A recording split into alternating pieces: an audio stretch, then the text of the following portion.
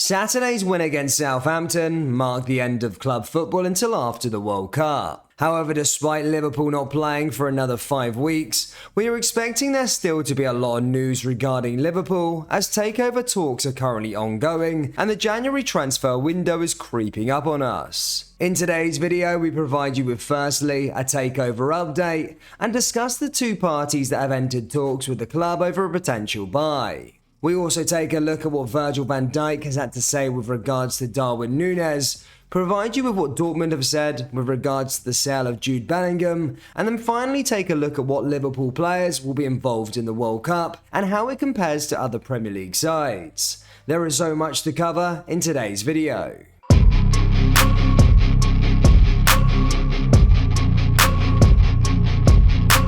And hello everybody, welcome back to the channel guys. Before we get into today's video, please do smash that like button and subscribe to the channel for daily Liverpool content. It's been some week on Merseyside since Monday's news that Fenway Sports Group were open to a full sale of Liverpool. The Athletic's David Ornstein first broke the news that FSG had retained Goldman Sachs and Morgan Stanley, as well as preparing a sales presentation as they looked to find potential buyers. In the days that followed, several names emerged as potential suitors, and the valuation of the club varied from 3 to 4.5 billion. Investors in Dubai, India, and the United States of America have been rumored of interest, and even UFC star Conor McGregor put his name in the ring. There was a lot of confusion with whether the club wanted a full sale or the club were just looking for investors. David Ornstein provided another update on Sunday, claiming that FSG are intent on selling, although it could take a long time. He said, "Multiple sources who I speak to about this say that FSG are intent on selling the club,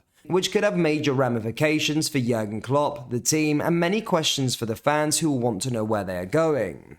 The wheels are in motion for this by the fact that Mike Gordon, FSG's president and in day-to-day command at Liverpool, has stepped back from his responsibilities. Billy Hogan, the chief executive, will be taking more on. Mike Hogan, although it seems as a natural evolution, will be focusing on the sales process. I don't think it will be imminent. From what I'm hearing, it's likely to take some time. Over the last couple of days, it has been reported that FSG are in talks with 2 interested parties, one of which being a US-based buyer. Reports are stating that the club have already been in talks with the buyer for a few weeks now, with the Americans wanting to do business at around the £2.7 billion mark. The report claims that an approach has been made to the powers that be at Anfield several weeks ago, and FSG have been in discussions with the anonymous prospective buyer. However, the US-based buyer is though not the only one interested in a full takeover of the club. The other interested party, who is also in talks, is multi-billionaire Mukesh Ambani, who is also the 8th richest man in the world with a net worth of £90 billion. Ambani is the owner of the Mumbai Indians and helped set up the Indian Premier League, and while cricket is his major love, he also holds a strong interest in football. In fact, the Premier League is one of the most watched sports in India after cricket, and it is rapidly catching up.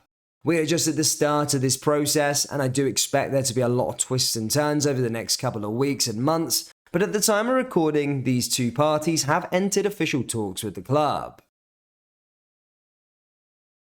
In other news, Borussia Dortmund CEO Hans-Joachim Wacker has urged Jude Bellingham to tell the club if he wants to leave the German Giants next summer.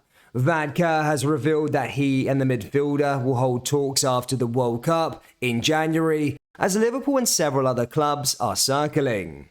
Bellingham has been outstanding for Dortmund this season, bagging 9 goals across all competitions and captaining the side on occasions. The Bundesliga outfit have made no secret of their willingness to sell star players for mammoth profit, and Wacker admits that Dortmund will be unable to fight financially if the England international wants to move on to a new challenge. He said after Qatar will have the discussion about what Jude actually wants. He should just tell us whether he wants to stay or leave. If the really big clubs are involved, then we can't afford to have a fight financially.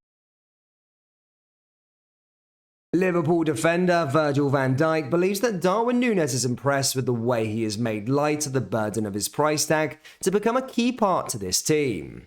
The Uruguayan international heads to the World Cup next week on the back of a match-winning double in a 3-1 victory over Southampton, which took his tally for the club to 7 in his last 10 appearances. After a shaky start which saw him miss 3 matches after a red card for a headbutt in only his 3rd game against Crystal Palace, Nunez is rapidly becoming a fan favourite. His arrival from Benfica and what could turn out to be a club record £85 million transfer placed a large burden on a player who only turned 23 in the summer. But despite starting afresh in a new country where he barely speaks the language, the South American is starting to flourish. Virgil van Dijk has witnessed his progress firsthand and said, "We never doubted his quality, but obviously when you have a price tag like that and the goals are not flowing like you want, it's good he has shown character and I think he's done very well. Obviously he has all the qualities for a modern day striker. There is a reason why we bought him and he's maturing. He stayed patient, kept his head down and played, and that's a credit to him, and hopefully he keeps scoring and stays important for the group. Obviously he learns how we want to play, he learns what we expect from him, he plays a little bit on the left but also a free role coming through the middle. It takes time, it's a new team, new environment, new country, new language, so it's absolutely normal for him to take a little bit more time to settle in, but there is no doubt his qualities are there and the goals will follow."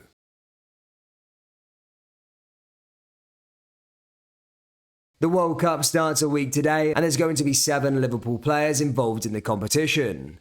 Alisson and Fabinho will be involved with Brazil, Trent Alexander-Arnold and Jordan Henderson are in the England squad, Konate will be with the holders France, Virgil van Dijk with the Netherlands and then Darwin Nunez with Uruguay. That is less though than the rest of the Premier League's Big 6, with Arsenal taking 9, Tottenham taking 11, Chelsea taking 12, Manchester United with 14, and with champions Manchester City 16.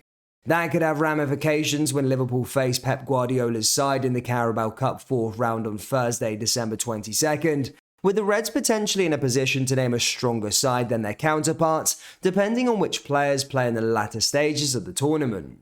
The Liverpool players who won't be at the World Cup will take part in a mid-season training camp in Dubai, something Jurgen Klopp is referring to as another pre-season before a vital second period of the campaign. Liverpool fans, what have you made of the 2 parties that have entered talks with the club over a potential takeover? And do you think any Liverpool players will come back with a World Cup gold medal? If so, let me know which nation you think will win it.